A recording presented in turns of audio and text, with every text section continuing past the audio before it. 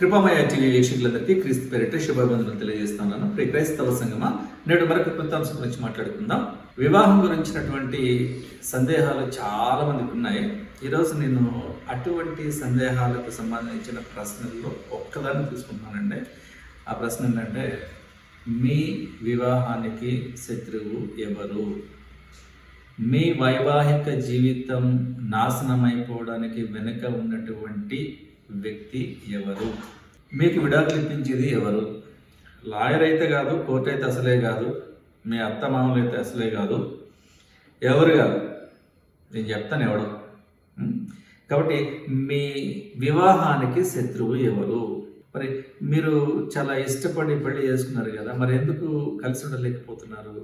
ఎందుకు విడిపోతున్నారు? ఈ రోజున కలిసి సుఖంగా ఉండలేనప్పుడు విడిపోయి ఆనందంగా ఉండొచ్చు కదా అని ఎందుకు అనుకుంటారు? ఎందుకు అనిపిస్తుంది? ఈ అనిపించడం అనేటువంటి ఆలోచన వెనక ఉన్నటువంటి గ్రంథకర్త ఎవడు అన్న విషయాల గురించి మాట్లాడుతున్నాం. So the enemy of your marriage, మీ వివాహానికి శత్రువు ఎవరు? సాతాను. ఎలా? రండి చూద్దాం. చూడండి, సాతానికి పెళ్ళంటే పడదండి. ఎందుకంటారా? ఆడికి పెళ్ళి అవ్వలేదు కాబట్టి. ఆ దేవదూతలు కదండి, వాడికి ఎలా పెళ్ళి అవుతుంది? వాళ్ళకి జెండర్ బీయింగ్స్ కదా, వాళ్ళు స్పిరిట్ బీయింగ్స్ మాత్రమే కదా, ఆడ మగ నపుంసకులు అనేటువంటి ఆ తేడాలు వాళ్ళకు ఉండవు కదా అని అనుకుంటున్నారు కదా మీరు. వాస్తవమే. అయితే వాడు కూడా ఒక ఆత్మే కాబట్టి, దురాత్మ కాబట్టి, పరిశుద్ధాత్ముడైనటువంటి దేవుని చేత సృష్టింపబడిన మనకి కూడా ఒక ఆత్మ ఉంది కాబట్టి, మనల్ని సృష్టించినప్పుడు మన ఆత్మ పరిశుద్ధంగా ఉంటుంది. పిల్లవాడు పుట్టినప్పుడు వాడు అబద్ధం ఆడలేడు, పరిశుద్ధమైన జీవితంలో ఉంటాడు. పెద్దగా అవుతున్నప్పుడు పెరుగుతున్నప్పుడు వాడిలోకి ఈ మోసం చేయడం అనే లక్షణం వస్తుంది, అబద్ధం ఆడడం అనే గుణం వస్తుంది. ఆటోమేటిక్గా పాపానికి దగ్గరైపోతూ ఉంటాం. పుట్టినప్పుడు అందరూ మంచివాళ్ళు, అందుకని పసిపిల్లలండి, వాళ్ళకి ఏం తెలుసు అని అంటారు చూడండి. అంటే ఏమీ తెలియదు కాబట్టి వాళ్ళు పసిపిల్లలు. అబద్ధం ఆడడం నేర్చుకుంటాడు పిల్లోడు కాదాడు. 1 year అయినా 2 years అయినా సరే. బొమ్మ వెనక పెట్టుకుని దాచుకుని ఏదిగా చేతులు అంటే ఏం లేదు, ఇదిగో ఏం లేదు, ఆ చేయి చూపిరంటే మన ఇందులో పట్టుకుని ఏం లేదు అంటాడు. ఆడికి 2-3 ఏళ్ళ పిల్లోడికి పిల్లకి ఏదో తెలివి ఉంటే 25 ఏళ్ళు పెరిగిన మనుషులకి ఎంత తెలివి ఉండాలి, 70 ఏళ్ళు బ్రతుకుతున్న మనుషులకి ఇంకెంత తెలివి ఉండాలి. మనిషిగా నీకేంత తెలివి ఉంటే దేవదూతగా పుట్టి దురాత్మగా మారిన అపవాదిగాడికి ఇంకెంత తెలివి ఉండాలండి. మరి వాడికి యాక్సెస్ ఉంది తెలుసా పరలోకానికి వెళ్ళడానికి. అందుకనే యోబు గారు రాసినటువంటి అంటే యోబు గ్రంథము, అంటే యోబు గారు రాశారని అన్నారు, మోషే గారు రాశారంటారు. ఇక్కడ ఎవరు రాశారనే దానికంటే ఎందుకు రాయబడింది, ఏమి రాయబడింది, ఎవరి కొరకు రాయబడింది, ఏ ఉద్దేశాన్ని గురించి రాయబడింది, ఎవరిని ఉద్దేశించి రాయబడింది అనేటువంటి ఆ ఉద్దేశం గురించి తెలుసుకోవాలి. కానీ అక్కడ గ్రంథకర్త ఎవరి దాని నుంచి డిబేటర్ పెట్టడం వేస్ట్ ఆఫ్ టైం అండి. కాబట్టి యోబు గ్రంథము మోటార్ కూడా మనం చూడగలిగితే అప్పుడు ఈ అపవాది దేవుని సముఖమునకు వెళ్ళి యోబు అనేటువంటి ఒక నీతిమంతుడు, న్యాయవంతుడు, చాలా మంచివాడు, నా భక్తుడు, వాడిని చూసా అనే పని దేవుడు క్వశ్చన్ చేసినప్పుడు అపవాదం ఏమంటాడండి? చూడండి, ఆ కాన్వర్జేషన్ ఎంత బ్యూటిఫుల్ ఉంటుందంటే, నువ్వు అన్ని ఇచ్చావు, ఆయనకి ఆస్తి ఇచ్చావు, పని మనుషులను ఇచ్చినావు, జంతువులను ఇచ్చినావు, పొలాలను ఇచ్చినావు, ఇళ్ళు ఇచ్చినావు, భార్యను ఇచ్చినావు, పిల్లల్ని ఇచ్చినావు, అన్నీ ఉన్నాయి ఆయనకు. ఇన్ని ఉన్నప్పుడు, ఇంత సుఖంగా బతుకుతున్నప్పుడు మరి నిన్ను ఆరాధించడా, నీకు అర్పణలు అర్పించడా, నిన్ను కొనియాడడా, నిన్ను ఆరాధించడా, నిన్ను మెచ్చుకోడా, నిన్ను ఇష్టపడడా, నిన్ను గౌరవించడా అని అన్నాడు. అని ఈడేంటి ఇలా అంటున్నాడు? సరే, టెస్ట్ ఆఫ్ ఫెయిత్కి వెళ్దాం. ఎందుకంటే విశ్వాస పరీక్ష, ఇప్పుడు మనకి పార్లమెంట్లో అసెంబ్లీలో బల పరీక్ష అంటారు చూడండి. కాబట్టి ఇక్కడ విశ్వాస పరీక్ష అనమాట. టెస్ట్ ఆఫ్ ఫెయిత్ అనే ఆప్షన్ తీసుకున్నాడు దేవుడు. పోయి నువ్వు అతని ప్రాణానికి ఏమాత్రం హాని చేయకుండా నువ్వేమన్నా చేసుకోపో, అప్పటికి కూడా నేను నమ్మిన నా భక్తుడు నా వెంటే ఉంటాడు అని చెప్పని యోబు గారి మీద ఎంత నమ్మకం అంటే దేవుడికి. ప్రతి విశ్వాసం మీద దేవునికి ఈరోజు ఆ నమ్మకం ఉండి తీరాలి. ఆ నమ్మకం నీ మీద దేవునికి లేకపోతే అసలు నీ విశ్వాసమే కాదంటే 0% అయిపోతుంది. కాబట్టి సాతానుకు పెళ్ళంటే ఇష్టం లేదు. వాడికి ఇష్టం లేకపోవడం కాదు, మన పెళ్ళి వాడికి ఇష్టం లేదు. వాడేవాడండి నా పెళ్ళికి అడ్డ చెప్పడానికి? వాడేనండి, వాడే వీడే వాడు ఒక్కడే. నేను చెప్తా వాడి గురించి ఇప్పుడు మీకు. కాబట్టి సాతాను మీ వివాహాన్ని ద్వేషిస్తాడు. అసలు మీరు పెళ్లి చేసుకోకుండా ఉంటే మంచిది అంటాడు, సహజీవనం చేయండి అంటాడు, డేటింగ్కి వెళ్ళండి అంటాడు. పెళ్లికి ముందే వీలైనవన్నీ చేసుకోండి అంటాడు. ఎంకరేజ్ చేస్తాడు వాడు, పాపంలోకి నడిపిస్తాడు, పాపాన్ని పరిచయం చేస్తాడు వాడు. తెలుసా అండి, పాపానికి టెస్ట్ వేసుకుని కూర్చుంది వాడే. ఈ పాపం అనే ఆరిజిన్ని మనిషికి పరిచయం చేసింది కూడా వాడే. అందుకనే క్రైస్తవ వివాహాలంటే అస్సలు పడదండి సాతానికి. ఇక హైందవ వివాహాలంటే వాడు అసలు వాళ్ళ జోలికి వెళ్ళడు. ఎందుకంటే విగ్రహారాధనలో ఉన్నారు కాబట్టి, వాళ్ళందరూ వీడినే పూజిస్తూ ఉంటారు కాబట్టి వాళ్ళ జోలికి వెళ్ళడు. అలాగే ఇష్మాయిలీ జాతి వారైనటువంటి మరి ముస్లిం సహోదరుల జోలికి కూడా వెళ్ళడు, హైందవ సహోదరుల జోలికి కూడా వెళ్ళడు. ఎవరైతే ఈ జీవము కలిగిన దేవునిని ఆరాధించే సంఘములో గుంపులో ఉన్నారో, ఈ విశ్వాసుల పెళ్ళంటేనే వాడికి ఇష్టం లేదు. క్రైస్తవ వివాహం కాదు నేను మాట్లాడేది, విశ్వాసుల యొక్క వివాహం గురించి మాట్లాడుతున్నా. ఎందుకంటే క్రైస్తవులందరూ విశ్వాసులు కాదు, కానీ విశ్వాసులందరూ క్రైస్తవులే. యూదులందరూ క్రైస్తవులు కాదు, క్రైస్తవులందరూ విశ్వాసులు. అంటే ఈ క్రైస్తవులందరూ యూదులు కావాల్సిన అవసరం లేదు. కాబట్టి మీరు చూడండి, మీరు 3 సండేలు ఆరాధనకు వచ్చినారు. ఒక నెలలో 4 సండేలు వస్తున్నాయా, 5 సండేలు వచ్చినాయా, 3 సండేలు వచ్చారు, ఒక సండే రాలేకపోయారు. అంత మాత్రం చేత మీరు విశ్వాసుల గుంపులు లేకుండా కొట్టివేయబడ్డారని చెప్పని మెసేజ్ వస్తుందా మీకు పాస్టర్ గారి దగ్గర నుంచి ఫోన్కి? ఏమన్నా రాదు కదా. ఇది కూడా అంతే. ఒక రోజు రానంత మాత్రం విశ్వాసం నుంచి లేనట్టు కాదు. నువ్వు కనెక్ట్ అయి ఉండాల్సింది దేవునితో. నువ్వు ప్రేయర్ చేస్తున్నావా, నువ్వు దేవుడితో టచ్లో ఉన్నావు. బైబుల్ చదువుతున్నావా, దేవుడితో టచ్లో ఉన్నావు. నువ్వు దేవుని ఆజ్ఞను పాటిస్తున్నావా, 100% దేవుడితో టచ్లో ఉన్నావు. టచ్ ఫోన్లో ఉన్నంత మాత్రాన మనుషులు టచ్లో ఉంటారు అనుకుంటున్నారా? టచ్ మీ నాట్లాగా ఉన్నారు వాళ్ళు. కాబట్టి సృష్టిలో మొట్టమొదటి భార్యాభర్తలైనటువంటి హవ్వకు ఆదాముకు గొడవ పెట్టింది సాతానే. ఆదాము సృష్టించాడు, హవ్వను సృష్టించాడు. ఈ ఒక్క చెట్టు పండు తప్ప మిగతా ఎన్ని వందల వేల చెట్ల పండ్లను మీరు తినండి అని చెప్పన్నాడు. మరి సాతాన్ ఏం చేశాడు? సర్పాన్ని వాడుకుని సర్పం ద్వారా మాట్లాడాడు. అప్పుడు సర్పం నడిచేది, 2 కాళ్ళు 2 చేతులు ఉండేవి, నడిచేది. అంత హార్మ్ఫుల్ కాదు, హానికరమైనది కానే కాదు సర్పం. In the beginning of the creation of God, serpent was not really venomous. Serpent was not really dangerous. అస్సలు ప్రమాదకరమైనది కాదు పాము. ఎప్పుడైతే ఈ సర్పము ఆ సాతాను చేత మాట్లాడడానికి, హవ్వతో మాట్లాడడానికి వాడబడిందో, అప్పుడు దేవుని శాపం వచ్చిందనమాట. అదంతా కూడా మనం తర్వాత మాట్లాడుకుందాం, మంచి అంశంగా మాట్లాడుకుందాము. అంటే సాతాను యొక్క పుట్టుక, ఆ తర్వాత వాడు మనిషిని పతనానికి గురి చేసిన విధానము అనే అంశం గురించి మాట్లాడుకుందాం. కాబట్టి ఈ సృష్టిలో మొట్టమొదటి భార్యాభర్త అయినటువంటి అవ్వ, అప్పుడు ఈ ఆదాము ఉన్నాడు, ఆదాము సృష్టించాడు, అవ్వను సృష్టించాడు. అవ్వకు చెప్పాడు, ఆదాముకు చెప్పాడు ఆ ఒక్క పండు తినొద్దని. కానీ ఏదైతే తినొద్దన్నాడో ఆ చెట్టు పండునే తినమని సాతాను ఆ చెట్టు దగ్గరికి వెళ్ళి అవ్వని అక్కడ చూసి పిలిచి ఇది తినమని, ఆమె అసలు చూడను కూడా చూస్తుండదు పాపం. బహుశా నాకు తెలిసినంతవరకు అమ్మమ్మ గారు చూసి కూడా ఉండకపోవచ్చు. మరి పిలిచి మరి ఏట్రా అని, మరి నేను ఆదాము తప్ప ఈ వనంలో ఇంకెవరూ లేరేమో అనే నాలెడ్జ్ అవ్వడం లేదు. ఇంకా దేవుడు ఇంకెవరో సృష్టించుంటాడు అని అనుకుని ఉండొచ్చు. మరి సర్పం ఎలా మాట్లాడుతుందంటే ఆమెకి ఐడియా లేదు. ఎందుకంటే ఫస్ట్ హ్యూమన్ బీయింగ్స్ కదా, ఫస్ట్ కపుల్ కదా. కాబట్టి ఇంకా వేరే వాళ్ళు కూడా సృష్టించి ఉండొచ్చు అని అనుకుని ఉంటుంది. కాబట్టి నమ్మేసింది. ఆ అపవాది సాతాను సర్పము ద్వారా మాట్లాడినప్పుడు ఈ పండు తిను, చూడడానికి రమ్యంగా ఉంది, రుచిగా ఉంటుందని చెప్పని ఆశ పెట్టాడు, మోసం చేశాడు, అబద్ధం ఆడాడు. బైబిల్లో ఉన్నటువంటి ఈ సంభాషణ, మొట్టమొదటి సంభాషణలో ఏముందో తెలుసండి? అబద్ధమే ఉన్నది, ప్రశ్న ఉన్నది. అంటే దేవుడు అలా చెప్పాడా, తినొద్దని చెప్పాడా, ఇది నిజమా? చూడండి, అపవాది ప్రశ్నలు ఎలా ఉంటాయంటే, ఒక అనుమానంతో కూడిన ప్రశ్న నీ తలకాయలోకి వస్తుంది అంటే అది బేసిక్లీ చెడ్డదైతే అపవాది నుంచి వస్తున్నది. ఒకవేళ మంచిదైతే పరిశుద్ధాత్ముడు నిన్ను ప్రేరేపిస్తున్నాడు నిజం తెలుసుకోవడానికి. ఇది దాని మధ్యలో ఉన్న వ్యత్యాసం. ఇది తెలుసుకోవాలి, మీరు తెలుసుకోవాలి. కాబట్టి అవ్వ తిన్నది, అవ్వ ఆ పండు తిని కోసుకుని తిన్నది. మరి బాగుంది, తీసుకొచ్చి ఏం చేసింది? వాళ్ళ ఆయనకు కూడా ఇచ్చింది. మరి ఆదామును కూడా పాపంలోకి లాగి పడేసినటువంటి పరిస్థితి, ఒక సంఘటన. కాబట్టి మొగుడు పెళ్ళాలకి, భార్యాభర్తలకి మధ్య గొడవ పెట్టినటువంటి మొట్టమొదటి సంఘటన ఇక్కడే జరిగిందండి. ఏదైనా వనంలో అపవాదిగాడి యొక్క ప్లాన్ చూసారా మీరు? భార్య భర్తకి గొడవ పెట్టేశాడు.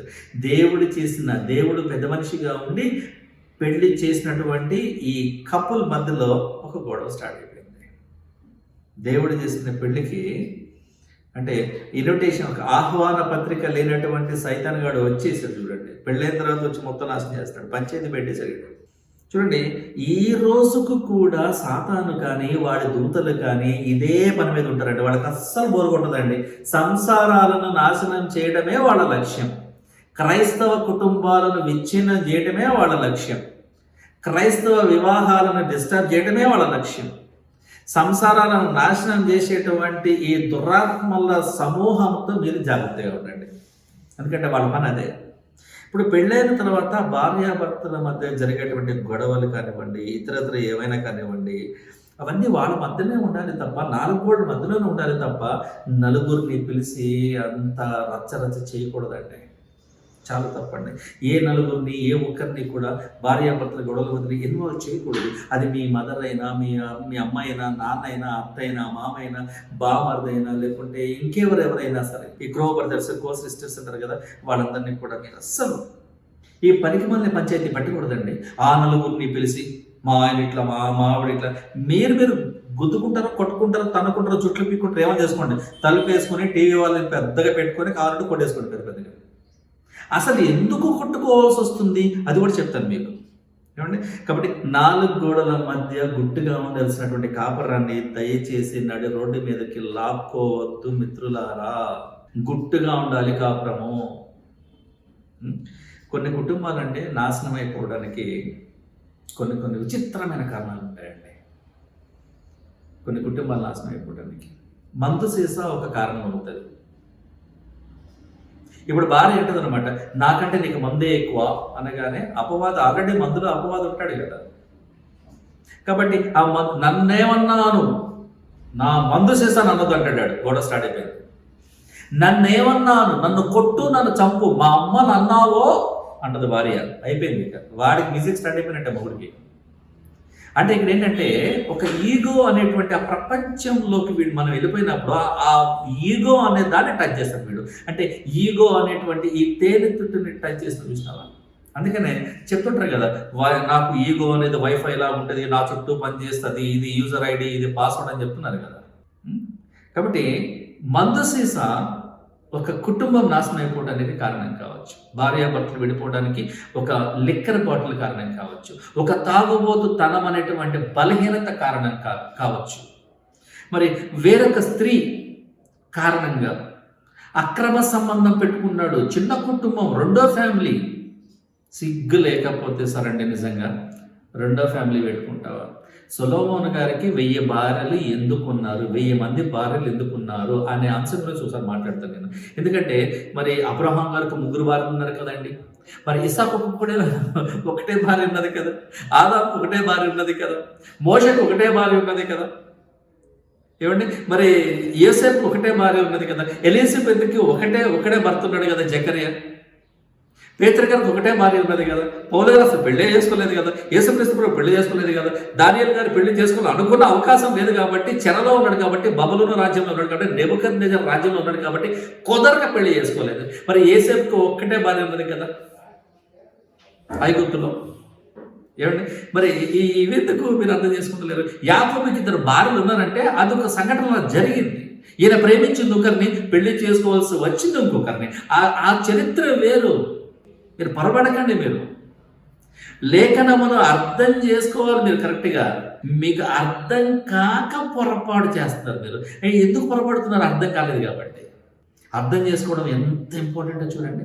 దేవుడు పరిశుద్ధ లేఖనాలను పరిశీలించి చదువుకోండి అని చెప్పినప్పుడు ఎలా పరిశీలించాలో కూడా బైబిల్లోనే చెప్పాడు. మనకి కాంప్రహెన్షన్ ప్యాసేజెస్ అని ఉంటాయి. ఎగ్జామ్లో ఒక ప్యాసేజ్ ఇస్తారు, కొన్ని క్వశ్చన్స్ ఇస్తారు. ఈ క్వశ్చన్స్కి ఆన్సర్స్ అందులోనే ఉంటాయి. అంటే మీ క్వశ్చన్ పేపర్లో క్వశ్చన్స్ అందులోనే ఉన్నాయి, ఆన్సర్ కూడా అందులో ఉన్నాయి. మీరు ఏం చేయాలా? ఖాళీ ఎత్తుక్కోవాలి అంతే. ఇది ఎక్కడ ఉందని ఎత్తుకోవాలా. 1 వర్డ్ ఆన్సర్స్నో 1 లైన్ ఆన్సర్స్నో రాయాలి. ట్రూ అయితే ట్రూ, ఫాల్స్ అయితే ఫాల్స్, లేకుంటే చూస్ 1 ఆఫ్ ది 3 ఆప్షన్స్ అన్న, పిక్ 1 ఆఫ్ ది 3 ఆప్షన్స్ అని ఉంటాయి. సో అంటే మీకు ఆన్సర్స్ అక్కడే ఉంటాయి. అంటే problem and solution are found are one place. Answers and questions found in one question paper.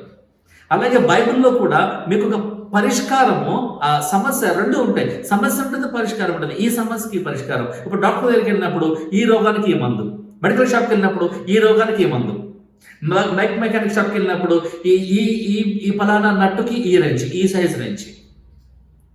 మరి ఒక హోటల్కి వెళ్ళినప్పుడు ఏమిటి, ఈ రెసిపీతో ఇది తినాలండి, ఈ దోశతో ఈ చట్నీ తింటే బాగుంటుందండి, ఈ కారపొడితో ఈ ఇడ్లీ తింటే బాగుంటుందండి. మరి దీనికి ఇన్ని ఆప్షన్స్ ఉన్నప్పుడు మీ 60 ఏళ్ళు, 70 ఏళ్ళు, 100 ఏళ్ళు, 120 ఏళ్ళు బ్రతికి చచ్చిపోయే నీ బ్రతుక్కి మరి లేవంటారా పరిష్కారాలు? 100% పరిష్కారాలు ఉన్నాయి. ఆ పరిష్కారాలన్నీ కూడా బైబిల్లోనే ఉన్నాయి. Bible is full of questions and full of answers. Bible has no doubts. అసలు సందేహాలు లేవు బైబిల్లో. అర్థం కాని వాడికి సందేహాలు కనిపిస్తాయి. మతోన్మాదులకు అర్థం కాదు కాబట్టి సందేహాలు ఉన్నాయి. అందుకనే ఈ రోజున క్రాస్ క్వశ్చన్ చేస్తున్నారు. ఎందుకండి మరి ఇలాగ జరిగింది, లోతు జీవితంలో ఎందుకు ఇలా జరిగింది, మరి లోతు కుమార్తెలు చేసినటువంటిది తప్పు కాదా, పాపం కాదా అంటే దేవుడు ఎందుకు రాయించాడు దీన్ని?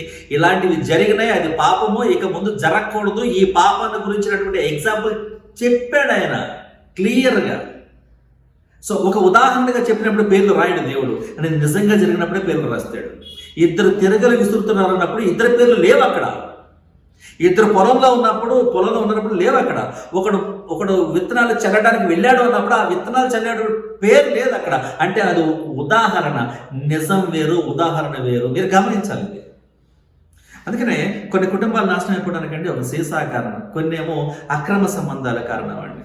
కొన్ని వివాహాలు, కొన్ని సంసారాలు ఎందుకు కోల్పోతున్నాయంటే ఈ ఆర్థిక అసమానతలు అన్నమాట. అంటే భార్య ఎక్కువ సంపాదించింది అనుకోండి, ఈ భర్తకి లోపల స్టార్ట్ అయిపోతుంది, లోపల ఈగో ప్రాబ్లం. లేదనుకోండి భర్త సంపాదిస్తున్నాడు, భార్య బాగా ఖర్చు పెట్టేస్తుంది అనుకోండి, అక్కడ కూడా స్టార్ట్ అవుతుంది అనమాట. అంటే ఇద్దరు పని చేస్తున్నారు అనుకోండి, భార్య భర్త ఇద్దరు పని చేస్తున్నారు అంటే హెచ్చు తగ్గులు ఉంటాయి. ఈ ఇన్కమ్ సోర్స్ అనే దాంట్లో హెచ్చు తగ్గులు ఉంటాయి. ఒకసారి భార్య ఎక్కువ సంపాదించవచ్చు, భర్త జీతం తక్కువ కావచ్చు. నా జీతం 20,000 కావచ్చు, మా ఆవిడ జీతం 2 లక్షలు కావచ్చు. అక్కడ కూడా గొడవ స్టార్ట్ అయిపోతుంది. అంటే నాకు ఒక ఇన్సెక్యూరిటీ ఫీలింగ్ ఉంటుంది, ఒక ఇన్ఫీరియారిటీ కాంప్లెక్స్లోకి వెళ్ళిపోతాను నేను. మా ఆవిడ బాగా సంపాదిస్తుంది, మా ఆవిడ దగ్గర బోల్డ్ డబ్బులు ఉన్నాయి, బయట అందరూ కూడా మా ఆవిడకి ఎక్కువ రెస్పెక్ట్ ఇస్తారు. మా ఆవిడ కారు డ్రైవర్ కూడా నన్ను పట్టించుకోడు, ఎందుకంటే నా జీతం 20,000 ఆడు కూడా తెలిసిపోయిందని. వాడి జీతం ఏ 25,000 ఉంది, ఇక్కడ అన్నీ చూస్తున్నాడు. కాబట్టి ఆర్థిక అసమానతలు కూడా వివాహాలు, నీ కుటుంబాలు నాశనం అయిపోవడానికి కారణం కావచ్చు.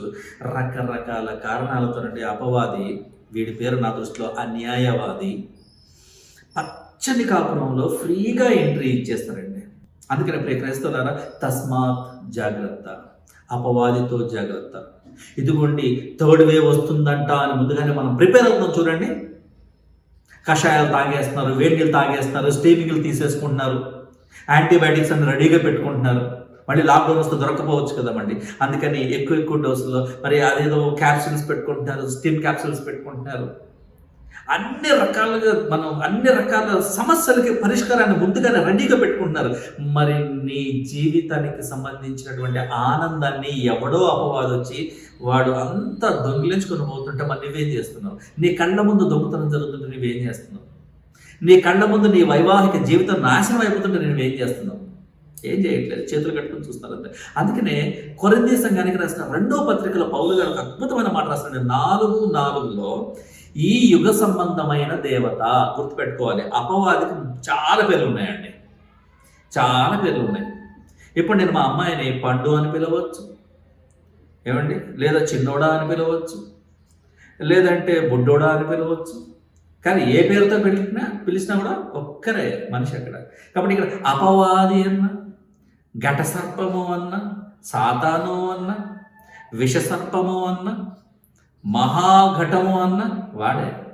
మరి ఈ యుగ సంబంధమైన దేవత కూడా వాడే, ఈ లోకాధికారి కూడా వాడే. యోహాను 12:31 లోకాధికారి. ప్రకటన 12:9 మీరు చూడాలి. ప్రకటన 12:9 అపవాదని అడిగి పేరు, సాతాను అని వాడికి పేరు, ఆది సర్పం అని పేరు, మహాఘట సర్పం కూడా వాడే. వీళ్ళందరూ ఒకటే. ఎఫ్సి రాసిన పత్రిక, ఎఫ్సి సంఘానికి పౌలుగా రాసిన పత్రిక 6వ అధ్యాయము 11-12 వచనాలు మీరు చూడగలిగితే, మీరు అపవాది తంత్రములను ఎదురించుటకు దేవుడిచ్చు అండర్లైన్ చేసుకోవాలి ఇక్కడ నుంచి. దేవుడిచ్చు సర్వాంగ కవచమును ధరించుకోనండి. హైలైట్ చేసుకోవాల్సిన పాయింట్ ఏంటంటే, మనము పోరాడున్నది శరీరులతో కాదు. దురాత్మలకి శరీరాలు లేవు కదా. ఎప్పుడైతే ఈ పరలోకంలో ఉన్నటువంటి దేవుడిని ఎదిరించారో వాళ్ళందరికీ కూడా శరీరాలు పోయినాయి, దేవదూతల శరీరాలు పోయినాయి, ఆత్మలుగా బయటికి విడవబడినారు. ఆత్మలుగా ఆ మూడవ ఆకాశం నుండి, అంటే దేవుని ఆకాశం నుండి, దేవుని లోకము నుండి, పరలోకము నుండి కిందకి తోబడినారు. వాళ్ళు రెండో ఆకాశానికి వచ్చేసారు. కాబట్టి మొదటి ఆకాశం అంటే మేఘాలండి, రెండో ఆకాశం అంటే ఈ నక్షత్రాలకు పైగా ఉన్నదండి, మూడో ఆకాశం అంటే అక్కడి నుంచి ఇంకా దూరం ఉంటుంది, అది దేవుని లోకం. కాబట్టి దేవుని లోకంలో నుంచి రెండో ఆకాశానికి పడేశారు. ఇప్పుడు అందుకనే ఒకసారి దానియేలు గారి దగ్గరికి ఒక గబ్రియల్ అనేటువంటి దూత వస్తాడు. దూత వచ్చినప్పుడు మాట చెప్తారండి, బాబు దానియేలు, నేను బయలుదేరుతాను, నీకు చెప్పాల్సిన విషయం ఇదే, ఏమిటి చాలేగా నేను పోతానే కానీ. మరి ఆ సందర్భంలో ఆ కాన్వర్జేషన్ ఏమంటాడంటే, దానియేలు నేను పోతానేక, నువ్వు మరి ప్రియుడైన దేవుని ప్రియుడు, బహు ప్రియుడైన దానియేలు నేను పోతాను, ఎందుకంటే ఉండొచ్చు కదా కొంతకాలం. ఎందుకంటే నేను వచ్చేటప్పుడు ఆల్రెడీ పెద్ద యుద్ధం చేసి వచ్చినాను. నేను దురాత్మల సమూహముతో రెండో ఆకాశంలో నేను యుద్ధం చేశాను. ఇప్పుడు పోయేటప్పుడు మళ్ళీ పరలోకానికి ఎక్కిపోవడానికి ఈ మూడో ఆకాశము, ఆ మొదటి ఆకాశం అంటే ఈ మొదటి ఆకాశం అనేటువంటి మేఘాలకి, మూడో ఆకాశం అనేటువంటి పరలోకానికి మధ్యలో ఉన్న రెండో ఆకాశంలో దురాత్మల సమూహం ఉంది, విడనాడబడినటువంటి ఉన్నారు. వీళ్ళందరితో, ఈ దురాత్మల సమూహంతో నేను మళ్ళీ కొట్లాడాలి, మళ్ళీ పోరాడాలి. చూడండి, మరి గబ్రియేలు కొట్లాడాడు, అదే దానియేలు గారు చెప్తా ఉన్నాడు. చూడండి, అందుకనే అంటే దేవదూతలతో అంటే ఫారెన్ ఏంజల్స్గా ఉన్నటువంటి అపవిత్రాత్మలు, మరి ఇంకా పడిపోకుండా దేవునితో ఉన్నటువంటి పవిత్రమైన ఆత్మలకు మధ్యన కూడా యుద్ధం జరుగుతుంది. ఇస్రాయేల్ దేశానికి, పాలస్తీనా దేశానికి మధ్యనే కాదు, ఇండియాకి పాకిస్తాన్కి మధ్యలోనే కాదు, చైనాకి సౌత్ కొరియాకి మధ్యలోనే కాదు, యుద్ధాలు అక్కడ కూడా జరుగుతాయి, ఆత్మీయ యుద్ధాలు. ప్రతిరోజు ప్రతి విశ్వాసి చేస్తున్నది ఆత్మీయ యుద్ధమే. It is a spiritual war. ఈ స్పిరిచువల్ వార్లో మనల్ని వారియర్గా నిలబెట్టేది యేసుక్రీస్తు ప్రభువే. ఎప్పుడైతే యేసుక్రీస్తు ప్రభువు శిలువలో మరణించాడో అపవాదిని ఓడించాడని అర్థం, గుర్తుపెట్టుకోండి. కాబట్టి మనము పోరాడున్నది శరీరాలతో కాదు, కానీ ప్రధానులతోనూ, అధికారులతోనూ, ప్రస్తుత అంధకార సంబంధాలకు, లోకనాథులతోనూ, వీడే సాతానుకు రకరకాల పేర్లు, దురాత్మలకు రకరకాల పేర్లు, ఈ దురాత్మల సమూహంలో ఉన్నటువంటి సాతాను దూతలకు రకరకాల పేర్లను చూడండి. ఆకాశ మండలం ఉన్న దురాత్మల సమూహంతోనూ పోరాడుతూ ఉన్నామని చెప్తా ఉన్నాడు. ఏమండి, క్రైస్తవ వివాహాల మీద సాతాను యొక్క దాడి ఎలా ఉంటుందో నేను కొన్ని పాయింట్స్ పట్టుకొని వచ్చానండి, మీకు చెప్తాను. నాకు ఒక 12 పాయింట్లు దొరికినాయి. నాకు తెలిసినంత వరకు, నాకున్న బైబిల్ జ్ఞానం ప్రకారము ఒక 12 పాయింట్లు, ఒక మనిషిగా, కొంత ఎక్స్పీరియన్స్ ఉన్న మనిషిగా, ఒక 50 ఏళ్ళు వయసు ఉన్నటువంటి మనిషిగా, నాకు బైబిల్ తెలిసినంతలో కొన్ని పాయింట్స్ పట్టుకొని వచ్చినాను. వాటి గురించి మాట్లాడుకుందాం. ఎందుకు క్రైస్తవ వివాహాలు ఈ రోజున పతనం అయిపోతున్నాయి? మొట్టమొదటి పాయింట్ ఏంటంటే నెగ్లిజెన్స్ అండి. నెగ్లిజెన్స్. ఇప్పుడు నేను మా ఆవిడ పని చేస్తున్నామండి. మా ఆవిడ ఆఫీస్లో బిజీగా ఉంటుంది, లేట్గా వస్తుంది, వంట కూడా చేయట్లేదు అప్పుడప్పుడు, లేదంటే పార్సల్ పట్టుకొస్తుందా, లేదంటే నేనే పార్సల్ పట్టుకొస్తున్నాను, లేదంటే నేనే వంట చేస్తున్నాను పిల్లల కోసం. మరి మేము వంటలేం కదండి, ఆగుతున్నాం వచ్చిందాక.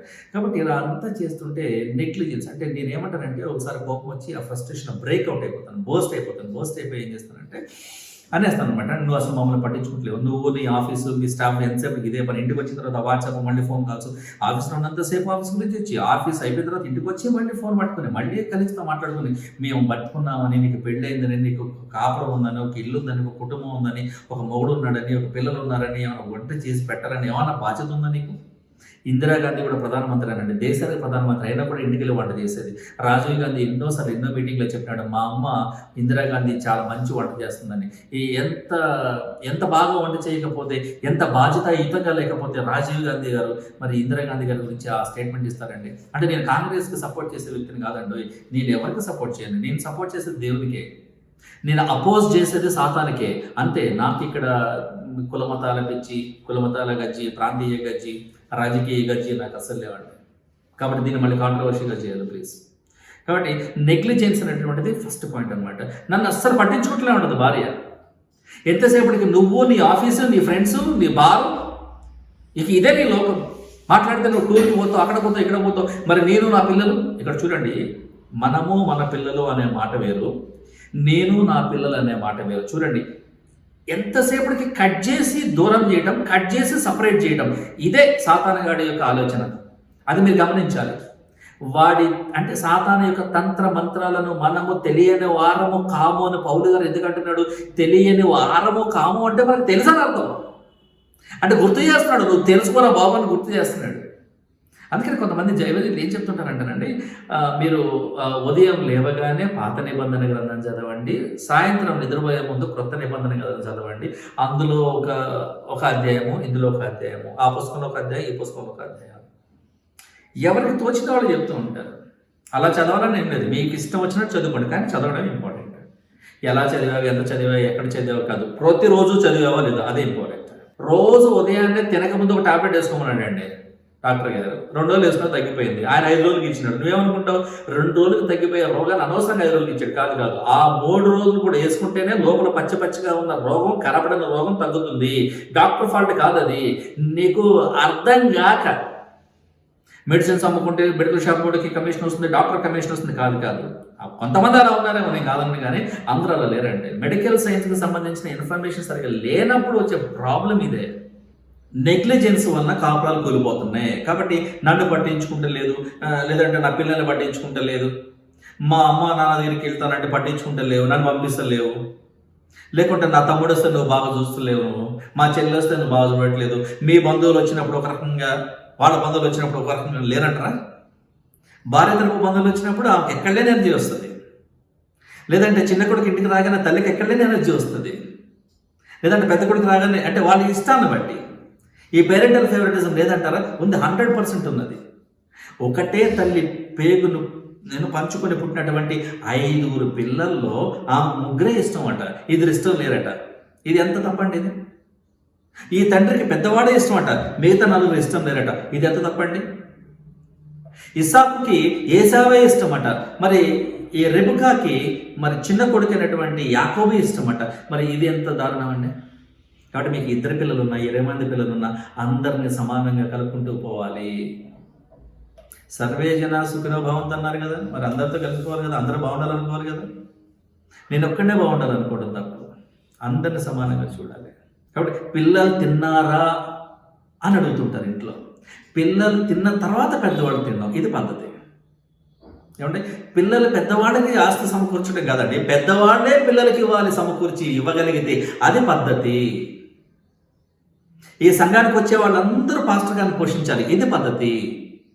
వాక్యము పాస్టర్ గారే చెప్పి మళ్ళీ వీళ్ళందరూ బతకడానికి కూడా పాస్టర్ గారే చందా ఇచ్చాడు అనుకోండి సంఘంలో ఉన్న వాళ్ళందరికీ, అదంతా అసంగంలో చూడండి ఒకసారి. పనివాడు జీతమునకు పాత్రుడు. కాబట్టి 2వ పాయింట్ ఏంటంటే, పాపము కారణంగా ఈ రోజున కుటుంబాలు విడిపోతున్నాయి. పాపం అంటే ఏంటి? నాకు పెళ్ళయింది, నాకు మళ్ళీ మా ఆవిడకి తెలియకుండా మళ్ళీ ఒక వేరే ఆమెతో నాకు సంబంధం ఉంది. అంటే ఈ సెకండ్ ఫ్యామిలీ, సెకండ్ సెటప్, చిన్న ఫ్యామిలీ, చిన్న ఇల్లు, రకరకాలుగా చెప్తాను చూడండి. ఇలాంటి పనికి మన సంబంధాలు పెట్టుకోవటం, దానికి అంటే నా భార్యకి తెలియనంత వరకు నేను రాజు ఎలాగైనా బతికేశాను. ఎప్పుడైతే మా ఆవిడకి తెలుస్తుందో, రెడాడెడ్గా పట్టుకుంటుందో, అక్కడ వచ్చేస్తుందండి గొడవ. నేను ఇన్నాళ్ళు నిన్ను నమ్మాను, నువ్వు నన్ను మోసం చేసావని. అది భార్య ఇంకొకరితో ఉండొచ్చు అలాగే సన్నిహితంగా, లేదా భర్త ఇంకో కాపురం పెట్టుకుని కావచ్చు. ఈ పాపము ఈ కుటుంబాన్ని విచ్ఛిన్నం చేస్తుంది. అన్యాయంగా అమాయకులైనటువంటి పిల్లలు బలైపోతున్నారండి ఈ రోజున. భార్య మీద కోపంతో పిల్లల్ని చంపిన భర్త అంట. ఇవి ఇప్పుడు ఉన్నటువంటి న్యూస్ పేపర్ టైటిల్స్ అంటే. ఈ వార్తల్లో టైటిల్స్ చూస్తుంటే బాధ అనిపిస్తుంది. భర్త మీద కోపంతో పిల్లల్ని చంపి తాను కూడా ఆత్మహత్య చేసుకున్న భార్య. పాపం. ఈ పాపం ఎలాగైనా రావచ్చు. ఇప్పుడు ఒక వైరస్ అనేటువంటిది ఎవరి నుంచైనా రావచ్చు. నీకు కరోనా వచ్చింది అని టెస్ట్ చెప్తుంది, కానీ నాకు ఎవరి ద్వారా వచ్చిందో టెస్ట్ చెప్తుందా? RT-PCR నీకు కరోనా పాజిటివ్ అని చెప్తారు. పలానా వ్యక్తి నుంచి వచ్చింది, పలానా సుబ్బారావు నుంచి వచ్చింది, పలానా యాండ్రూస్ నుంచి వచ్చింది, ఫలానా ఎక్బాల్ నుంచి వచ్చింది, ఫలానా మహాలక్ష్మి నుంచి వచ్చింది అని వస్తుంది అక్కడ? రాదు. వైరస్ ప్రజెంట్ ఉంది, కానీ ఎవరి నుంచి వచ్చిందో ఆ వ్యక్తి పేరు కానీ వాళ్ళ యొక్క డీటెయిల్స్ కానీ రావు. ఇదే సమస్య. కాబట్టి పాపం కూడా అంతే. పాపం అనేటువంటిది వస్తుంది. ఏ రకంగా వస్తుంది అది నీకు తెలియదు. కాబట్టి ఈ పాపం మనం రాకుండా, పాపంలో పడిపోకుండా చూసుకోవాలి. మూడవదిగా నిందలండి. బికాస్ ఆఫ్ యూ, నీ కారణంగానే పిల్లలు చెడిపోతున్నారు. నువ్వు ఎక్కువ ప్రేమిస్తున్న పిల్లల్ని పెద్దాక బైక్ మీద ఎక్కించిన ఊరంతా చెప్తావు, మరి వాడు హోంవర్క్ చేయట్లేదు కాబట్టి నింద, ఒకరి మీద ఒకరి నింద. అసలు మీ అమ్మ చక్కగా ఉంటే నువ్వు ఇట్లా ఎందుకు ఉంటావే అని చెప్పి మొగుడు అంటాడు. అయిపోయింది, కత్తం, నాశనమే అక్కడ గొడవ. ఇక ఆ పూట వంటలు లేవు, వంటలు చేసుకోవటం లేవు, మాటలు లేవు, మాట్లాడుకోవటం లేవు, పొయ్యి వెలిగించేది లేదు, వంట చేసేది లేదు. ఆమె పస్తు, ఆయన పస్తు, పిల్లలు పస్తే. ఇక మరి వీక్ స్పిరిట్ ఉంటే పోయి ఆత్మహత్యలు చేసుకోవడము ఎంత దరిద్రమైన దారుణం అండి. ఎన్ని చూస్తలే మనమే. కాబట్టి ఇలా నిందించుకోవడం అనేటువంటిది మూడవది. సాతాను ఈ రకంగా మీ కుటుంబాన్ని నాశనం చేస్తాడు. మిమ్మల్ని హెచ్చరిస్తున్నాను, మిమ్మల్ని గర్దిస్తున్నాను, మిమ్మల్ని మీరు గమనించాలి. పాయింట్స్ అన్ని మీరు గుర్తుపెట్టుకోండి. వీలైనంత మందితో షేర్ చేసుకోండి. వెంటనేంటి ఈ యొక్క వీడియోని షేర్ చేసుకోండి, చాలు. గొప్ప మేలు చేసిన వాళ్ళు అవుతారు మీరందరికీ. నాలుగవదిగా స్వార్థం. మా అమ్మ మా నాన్న నాకు ఇచ్చిన ఆస్తిని నువ్వు పాడు చేస్తున్నావని భార్య అంటది. లేదంటే భర్త అంటాడు అనమాట, మా డాడీ సంపాదించి నాకు ఇచ్చిన ఆస్తి అంతా కూడా నువ్వు ఈ షాపింగ్ల పేరిట వాటి పేరిట ఖర్చు పెట్టి నాశనం చేస్తున్నావని భార్యని భర్త అనొచ్చు. ఏమంటే మీరు చేసే ఖర్చు, మీరు పెట్టే ఖర్చు అర్థవంతమైనదిగా ఉండాలి, మీ బడ్జెట్కి సెట్ అయ్యేలా ఉండాలి, కానీ మితిమీరిన ఖర్చు. అందుకని ఒక ఎకనామిస్ట్ ఏమంటాడంటే, American economist, when you by the things you don't need, you will have a day to cell out the things all you need that day. అవసరం లేనప్పుడు అనవసరమైన వస్తువులు కొందామనుకో, అవసరమైన రోజున వీటన్నిటినీ అనవసరంగా అమ్మేసుకోవాల్సిన పరిస్థితి వస్తుంది. కాబట్టి అలాంటివి చేయకండి. ఆ తర్వాత ఐదోది ఏంటో తెలుసండి, ఈ వివాహం నాశనం అయిపోవడానికి ఐదో కారణం ఏంటో తెలుసా? చాలా మనందరికి బాగా తెలిసిందే, రహస్యాలు, సీక్రెట్స్ అనమాట. ఈ సీక్రెట్స్, భార్యకి భర్తకి ఫోన్లు ఉన్నాయంటే, నాకో ఫోన్ ఉంది, మా ఆవిడకో ఫోన్ ఉంది. నా ఫోన్కి ఏ పాస్వర్డ్ ఉండదు, స్వైప్ చేస్తే వచ్చేస్తుంది. పిల్లలు ఆపరేట్ చేయొచ్చు, మా ఆవిడ ఎవరైనా ఆపరేట్ చేయొచ్చు దాన్ని, ఎందుకంటే నాకేం దాచుకోవడానికి సీక్రెట్స్ ఏం లేవు. కానీ నా భార్య ఫోన్కి అన్ని రకాల సీక్రెట్స్ ఉన్నాయి. దానికి ఒక డిజిటల్ లాక్ ఉంటుంది, మళ్ళీ థంబ్ ప్రింట్ ఉంటుంది, ఫేస్ ఉంటుంది, వాయిస్ ఉంటుంది. ఇవన్నీ చేస్తే కానీ దాన్ని బయటకు రాదు. మళ్ళీ అది ఎవ్రీడే అప్డేట్ చేస్తుండొచ్చు ఆవిడ. అంటే ఏదో something is fishy, something is wrong with that. లేదా ఆమె ఫోన్కి స్వైప్ ఆప్షన్ ఉండొచ్చు, ఓపెన్ ఉండొచ్చు, నా ఫోన్కి అన్ని రకాల పాస్వర్డ్లు ఉండొచ్చు, భర్త ఫోన్కి. భార్యాభర్తల ఫోన్లకు పాస్వర్డ్లు ఏంటంటే, మీరు ఆఫీస్కి వెళ్తున్నారు, పాస్వర్డ్ పెట్టుకోండి, అప్పుడు జనరేట్ చేసుకోండి ఉదయం. ఇంటికి వచ్చినప్పుడు అవసరం లేదు. నీ పిల్లలకి, నీ భార్యకి, అందరికీ తెలియాలి, అందరి పాస్వర్డ్లు అందరికీ తెలియాలి. నీ కూతురు ఫోన్ పాస్వర్డ్ నీకు తెలియదు, అడిగి అప్పుడు కూడా ఆమె చెప్పదు, ఎందుకంటే డాడీ నేను ఓపెన్ చేసి ఇస్తాను అని. మళ్ళీ ఆమెకు సపరేట్ ఫోల్డర్ ఉంటుంది, మళ్ళీ గ్యాలరీ వాట్ అని ఒక యాప్ ఉంటుంది. మీరు అందులో మీరు పేడ ఓపెన్ చేసిన వాడుకున్నా కూడా మీకు యాప్స్లో కూడా కనిపించదు, క్లియర్ యాప్స్లో కూడా కనిపించదు. ఎంత చండాలపు తెలివి వచ్చేస్తుంది మనుషులకి. రహస్యాలండి. పాస్వర్డ్ అవసరం మీకు నీ భార్యకి మధ్యలో? పాస్వర్డ్లు అంట. అసలు ఫోన్ పాస్వర్డ్లు ఎందుకు, ఈ ఫింగర్ ప్రింట్స్ ఎందుకు, ఈ ఫేస్ స్కానింగ్ ఎందుకు? ఎప్పుడైతే నీకు నీ భార్యకి మధ్యన రహస్యాలు ఉన్నాయో, ఈ రహస్యమే ఒక పాపముగా మారి నీకు నీ భార్యకి మధ్యలో ఒక చిచ్చు పెడుతుంది. డైవర్స్కి అప్లై చేసుకోవాల్సిన పరిస్థితి వస్తుంది. కాబట్టి అపవాదే ఈ అన్యాయవాది. ఈ రోజున డబ్బులకు ఆశపడి విడాకులు ఇప్పిస్తున్నటువంటి న్యాయవాదులు లేరా? ఈ వ్యవస్థ ఉందా లేదా? న్యాయ వ్యవస్థలో అంత న్యాయమే జరుగుతుందా? న్యాయవాదులందరూ నిజంగా న్యాయమే చేస్తున్నారా?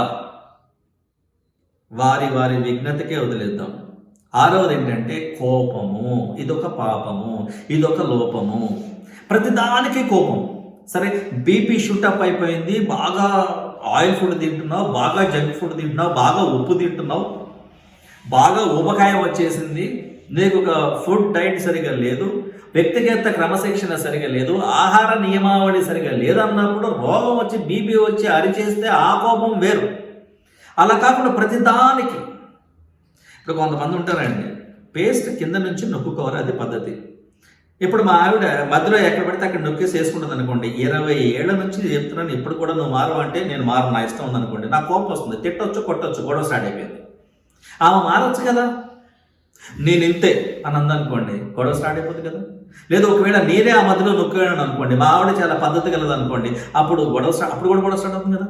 గొడవ స్టార్ట్ అవ్వడమే ఇంపార్టెంట్. ఎవరితో స్టార్ట్ అయింది, ఎప్పుడు స్టార్ట్ అయింది, ఎలా స్టార్ట్ అయింది కాదు, ఎందుకు స్టార్ట్ అయింది, దీని పర్యవసానం ఏంటి, the consequence of this, the result will be very better. తర్వాత 7వ పాయింట్ ఏంటో తెలుసండి, ప్రార్థనా జీవితం లేకపోవడమే మీకు కారణం. దీనికి మీ వైవాహిక జీవితం నాశనం ఇవ్వడం ఏంటంటే, నీ భార్య భర్తలు ఇద్దరు కూడా విశ్వాసాలు కావడం. ఒకరి విశ్వాసం ఏంటి, ఇంకొకరు అవిశ్వాసం అనుకోండి, అప్పుడు కూడా సెట్ అవుదా కాపురం. ఇద్దరు అవిశ్వాసాలు అనుకోండి, బాగానే ఉండొచ్చు. ఇద్దరు విశ్వాసాలు బాగానే ఉండొచ్చు. ఒకరు విశ్వాసం, ఒకరు అవిశ్వాసం ఉన్నారనుకోండి, అబ్బే కుదరదండి అది. ఏమండి, ఒక గాడిదని ఒక ఎద్దుని కలిపి ఎందుకు పెట్టొద్దని రాసింది బైబిల్లో. ఆ రెండింటిని జత చేసి ఎందుకు దున్నదని ఉంది. దాని తత్వం వేరు, దీని తత్వం వేరు. విశ్వాస ఆలోచనలు వేరు, అవిశ్వాస ఆలోచనలు వేరు. కాబట్టి ప్రేయర్ లేకపోవడం, ప్రార్థనా జీవితం లేకపోవడం అనేటువంటిది నేను 7వ పాయింట్గా చెప్తున్నాను. 8వ పాయింట్ ఏంటంటే పోర్నోగ్రఫీ. భార్య కానీ భర్త కానీ ఈ రోజున తెలియకుండా పాస్వర్డ్లు పెట్టుకొని చీకట్లో దుప్పట్లు ముసుగేసుకొని పోర్నోగ్రఫీ చూసే వాళ్ళు లేరంటారా? చాలామంది ఉన్నారు. మనకి తెలియకుండానే సోషల్ మీడియాలో ఏదో కావాలని ఏదో సెర్చ్ చేస్తాం, ఏదో పక్కన ఇట్లా ఫ్లాష్ వస్తుంటుంది, అది ఆన్ చేసింది దాకా వదిలిపెట్టదు. అది మనం ఎక్కడో టెంప్ట్ అవుతాము, ఊరికి చూద్దామని అనుకుంటాము. రమ్మి ఆడండి, 100కి 200, 200కి 500. టెంప్టింగ్ ఇది, చూసారా? ప్రలోభాలకు గురి చేస్తాడు సాతాను. ఎంటైసర్ అంటారు వాడిని, అంటే ప్రలోభాలకు గురి చేసేవాడు వాడు. తర్వాత 9వ పాయింట్ ఏంటంటే ఫైనాన్షియల్ ఫైట్స్ అండి, ఆర్థిక గొడవలు అనమాట. నీకు అంత ఆస్తుంది, నాకు ఇంత ఆస్తుంది, నీకెంత జీతం ఉంది, నాకు ఇంత జీతం ఉందని, ఈ డబ్బులకు సంబంధించినటువంటి విషయాలు అనమాట. మీ తమ్ముడు పొలం అమ్ముతున్నా అంట, నీ భాగం వస్తుంది కదా, పోయి అడగవా అంటే, ఆ ఫోన్లే వాడికి ఏదో ఆర్థిక ఇబ్బందులు ఉన్నాయి, ఫోన్లే అని ఫోన్లు అట్లా డబ్బులు సార్ నేను ఓని సార్ అని ఏం కూడా పెట్టుకుంటాను. లేదంటే ఈయన కూడా పెట్టుకోవచ్చు. మరి ఆడపిల్లకి కట్నం ఇచ్చారు కదండి, ఇంకెందుకు ఇస్తారంటే అట్లా కుదరదు, నాకు అల్లుడికి కూడా రావాల్సిందే, అల్లుడికి కూడా ఇవ్వాల్సిందే అని పట్టుబట్టు కూర్చుంటాడు. అది కూడా కావచ్చు. కాబట్టి ఆర్థికంగా మీకు కొట్టనట్టు జరగవచ్చు. ఆ తర్వాత 10వ పాయింట్ ఏంటంటే ఆఫ్ స్ప్రింగ్ అండి, అంటే పిల్లలకి సంబంధించి పిల్లల కారణంగా గొడవ వస్తాయి. కుటుంబాలు విడిపోవడానికి కొన్ని కారణాలు అంటే పిల్లలు అనమాట. ఏముంటుందంటే పిల్లల బాధ్యత నీదంటే నీదనుకుంటారు, హోంవర్క్ చేసే బాధ్యత నీదంటే నీదనుకుంటారు. ఆ పిల్లల్ని రెడీ చేసి స్కూల్ దగ్గర దింపాల్సింది నువ్వే, కాలేజ్ దగ్గర పికప్ చేసుకోవాల్సింది నువ్వే అంటారు. నాకు కుదరదు, వెళ్ళంటే కుదరదు. కాబట్టి నీ కారణంగానే పిల్లలు ఫెయిల్ అయ్యారు, నీ కారణంగానే పిల్లలు పాడైపోతున్నారు, నీ కారణంగానే పిల్లలు ఇలాగ మూర్ఖంగా తయారవుతున్నారు, నీ కారణంగానే నువ్వు గారాబం చేయడం వల్లనే వాడు తాగి ఇంటికి లేటుకు వస్తున్నాడని చెప్పని ఇలాంటి గొడవలు. పిల్లలకి 30 ఏళ్ళు వచ్చి గడ్డాలు మీసాలు వచ్చి పెళ్ళిళ్ళు అయ్యి వాడ కూడా పిల్లలు పుట్టిన తర్వాత అమ్మమ్మ తాతయ్య నాయనమ్మ తాతయ్య అయిన తర్వాత కూడా ఇంకా ఈ భార్య భర్తలు కొట్టుకుంటానే ఉన్నారంటే ఎంత సిగ్గులేనితనమో, ఎంత చీప్గా బిహేవ్ చేస్తున్నారో చూడండి ఒకసారి. సమాధాన పడండి అని రాసింది బైబిల్లో. ఎక్కడ సమాధానం పడుతున్నాం మనం? అబ్బే, అసలు మనకు ప్రశాంతత ఉండదు, ఉండనీయం అంతే. మన జీవిత ధ్యేయం వీలైనంత కంప చేయాలి కుటుంబాన్ని. చాలా తప్పండి. డాడీ వచ్చాడు అని పిల్లలు హ్యాపీగా రావాలి. అమ్మో డాడీ వచ్చాడు అనుకోకూడదు కదా. మమ్మీ వచ్చింది అనుకోవాలి కదా. అమ్మో మమ్మీ వచ్చిందని మొత్తం సెట్ చేసుకొని ఆ రిమోట్లో పక్కన పడేసి బుక్లు పట్టుకొని, అది కూడా ఉల్టా రివర్స్లో పట్టుకుని ఇట్లా ఎందుకంటే చదువుతూ ఉండాలి కదా, లేదంటే మమ్మీ తిడుతుంది. తండ్రి తల్లి మీద ఉండాల్సినటువంటిది గౌరవంతో కూడిన భయం ఉండాలి, అభిమానంతో కూడిన భయం ఉండాలి. అంతేకాని ఒట్టి భయం ఉండకూడదు. అది నటనకు దారితీస్తుంది. మళ్ళీ నటన గురించి మనం అనుకుంటే ఈ లోకపు నటన గతించుచున్నది కాబట్టి మీరు వేషధారులై ఉండొద్దు. అయిపోయింది. ప్రతిదానికి ఒక లింక్ ఉంటుందండి. ఆ తర్వాత మీకు 11వ పాయింట్ నేను చెప్పేది ఏంటంటే ఇల్లీగల్ రిలేషన్షిప్స్ అండి, అక్రమ సంబంధాలు. భార్య ఉన్నా కూడా మళ్ళీ వీడికి ఒక ప్రేయసి కావాలి, ఒక ప్రియురాలు కావాలి, అంటే టైంపాస్ అనమాట, స్నాక్ టైప్. భర్త ఉన్నా కూడా మళ్ళీ అక్కడిక్కడ షాపింగ్ తీసుకెళ్ళడానికో లేదంటే ఇంకేదేదో పనులకో ఒక ప్రియుడు కావాలి. మనకి ఏదో రోజున బయటపడుతుంది, ఏదో రోజున బయటపడుతుంది, ఈయన భయపడతాడు, అయిపోయింది. అక్కడికి సంసారం నాశనం. 12వది ఇక ఫైనల్గా ఏంటంటే ఈ పైన చెప్పిన 11 పాయింట్లలో 11 ఉన్నా, ఏ ఒక్కటి ఉన్నా, ఏ 2 ఉన్నా మీకు చివరి ప్రతిఫలం ఏంటంటే finally you are forced to take or apply for a divorce. అంతే. మరి డైవర్స్ అనేది దేనికి గుర్తు? విడిపోవడానికి గుర్తు. నేను ద్రాక్షావల్లిని, మీరు తీగలు, మీరు నాతో ఉంటేనే ఫలిస్తారు, విడిపోయి మీరు చేయగలిగింది ఏం లేదు, వేడిగా అంటే వేరుగా ఉండి మీరు ఏం చేయలేరు అని యేసుక్రీస్తు ప్రభువు అన్నాడు కదా. కాబట్టి భర్త విడిపోయి ఆడేం చేయలేడు, ఒంటరిగా ఉండే. కొన్నాళ్ళు బాగుంటుందేమో, సమాజం ఊరుకోదు. కొన్నాళ్ళు బాగుంటుందేమో భర్త లేకుండా, కానీ ఎవరో ఒకరు ఏదో ఒక మాట అంటారు, ఏమో పిల్లలు ఉన్నారు కదా, ఆడపిల్లలు ఉన్నారు కదా, లేదా ఆడపిల్ల ఉంది కదా అమ్మా, మరి భర్త లేకపోతే ఎలా అని ఒక మాట నీ మనసులో గిలి స్టార్ట్ అయిపోతుంది. ఒక అభద్రతా భావం వచ్చేస్తుంది. చివరికి అపవాదం ఏం చెప్తారంటే, నీ భర్త నాశనం అయిపోయింది, పోయి రాదు, నేనైతే ఎప్పుడో చచ్చిపోయేదాన్ని అని ఒకడు అంటాడు ఈ లోపల వచ్చి. అంటే ఆత్మహత్యకు పూరిగొల్పటం అనమాట. ఇవన్నీ దానికి దారితీస్తాయి. All roads lead to Rome. అన్నీ కూడా రోమ్కే వెళ్తాయి. ఎందుకంటే అప్పట్లో రోమ్ అనేటువంటి ఆ నగరాన్ని అంతగా డెవలప్ చేశారు కాబట్టి అన్ని రోడ్లు రోమ్కే వెళ్తాయి. అన్ని రకాల పాపాలు విడాకులకి దారిస్తాయి, అన్ని రకాల నష్టాలు విడాకులకి దారిస్తాయి. కాబట్టి కలిసి సుఖంగా ఉండలేనప్పుడు విడిపోయి ఆనందంగా ఉండాలి అని అనుకునే పిచ్చోళ్ళు ఉన్నారు చూడండి. ఇలాంటి వాళ్ళందరూ కూడా జాగ్రత్తగా ఉండాలండి. మత్తయి సువార్తలో ఒక అద్భుతమైన మాట ఉంటుంది 6:13లో, శోధనలోనికి తేక దుష్టుల నుండి మమ్మను తప్పించుము అనే పరలోక ప్రార్థనలో ఉన్న ఒక లైన్ అండి, బ్యూటిఫుల్ లైన్. మీకు పెళ్ళైందా, తప్పకుండా నేను చెప్పినటువంటి ఈ పాయింట్స్లో తప్పకుండా ఏదో ఒకటి మీకు తప్పకుండా అటాక్ అవుతుంది. అలాంటప్పుడు మీరు శోధనలో పోకుండా ఉండటానికి, అపవాదం నుంచి మీకు భద్రత కలగడానికి ప్రార్థన చేయండి. అది ఒక్కటే ఆయుధం అంటున్నాడు. అప్పుడు మీరు తప్పించుకుంటారంటాడు. అందుకని యాకోబు గారు కూడా రాస్తూ 4:7 దేవునికి లోబడి ఉండండి, సరెండర్ యువర్సెల్వ్స్ టు గాడ్, అండ్ అపవాదిని ఎదిరించండి, అప్పుడు వాడు అపవాది సాతాను మీ యొద్ద నుండి పారిపోవును. మీరు ఇక్కడ చాలా బ్యూటిఫుల్ అయింది. దేవునికి లోబడి ఉన్నప్పుడు అపవాదిని ఎదిరించే శక్తి వస్తుంది. ఆ శక్తి వచ్చినప్పుడు వాడు మీ యొద్ద నుంచి పారిపోతాడు. లింక్ ఉంది ఇక్కడ. ఈ లింక్ని మీరు డీలింగ్ చేశారనుకోండి, మీరు మొత్తం ప్లాన్ అంతా పాడైపోతుంది. కాబట్టి మీరు ఎట్టి పరిస్థితులలో కూడా అపవాదికి చోటు ఇవ్వద్దు. ఎదిరించండి, పోరాడండి, కొట్లాడండి, ఎవరిని మింగుదునా అని వెయిట్ చేస్తున్నాడండి. అందుకనే పేతురు గారు రాస్తున్నాడు 1 Peter 5:8 ఎవరిని మింగుదునా అని అపవాది అటు ఇటు ఆ ఊరికి ఈ ఊరికి. ఇండియాలో చీకటి పడితే అమెరికాకి వెళ్ళిపోతాడు, అమెరికాలో చీకటి పడితే ఇక్కడికి వస్తాడు. ఎందుకంటే చీకటి పడినప్పుడు, నిద్రపోయేటప్పుడు నీతో పని లేదు వాడికి. నువ్వు చచ్చిపోయినప్పుడు, సమాధిలో ఉన్నప్పుడు పని లేదు వాడికి. బ్రతికున్న వాడితోనే వాడికి పని. ఎందుకంటే నువ్వు దేవునికి చెందకుండా చేయాలని వాడి ప్లాన్, దేవుని లోకానికి వెళ్లకుండా ఉండాలని వాడి ప్లాన్, నువ్వు సుఖ సంతోషాలతో ఒక వైవాహిక జీవితాన్ని గడపకుండా ఉండాలని వాడి ప్లాన్, నీ పిల్లలు చెడిపోవాలని వాడి ప్లాన్.